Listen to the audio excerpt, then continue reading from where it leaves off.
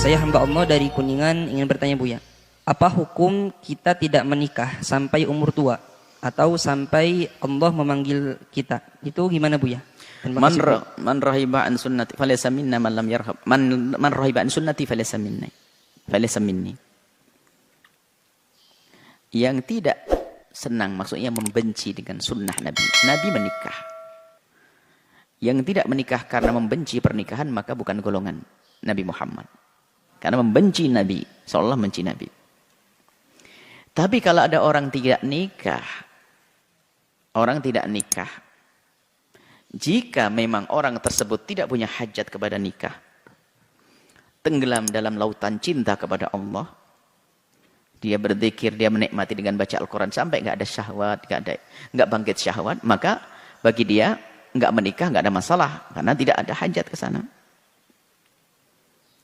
Tapi kalau dia ada hajat, mohon maaf, syahwat sering bangkit, lalu dia nggak mau menikah, apalagi na'udzubillah dengan kebodohannya mencari kesenangan sendiri, memuaskan sendiri, dia tidak mau menikah, dengan perempuan juga sering dekat telepon-teleponan atau apa, tidak mau menikah, oh haram dia.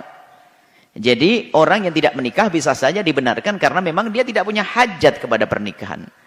Biarpun ada perempuan di hadapannya juga biasa, dia nggak tergoda.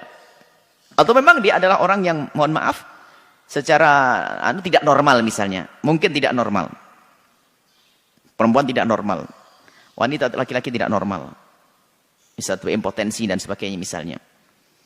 Kemudian atau dia normal tapi tenggelam dalam ibadah. Sehingga syahwat sudah nggak kepikiran. Dekatkan dengan perempuan pun enggak. Bahkan dia khawatir kalau malah justru ini masuk. Dan dia enggak, syahwatnya enggak terlalu menggoda dia. Tapi kalau orang syahwatnya normal, lalu dia enggak menikah, berbahaya buat dia. Dan ketahuilah bahwasanya orang yang syahwatnya besar pun bukan aib kok. Itu seperti orang doyan makan dan sebagainya, orang tidur. Itu adalah syahwat besar, bukan aib. Akan tapi yang aib adalah melampiaskan syahwat dengan cara yang haram.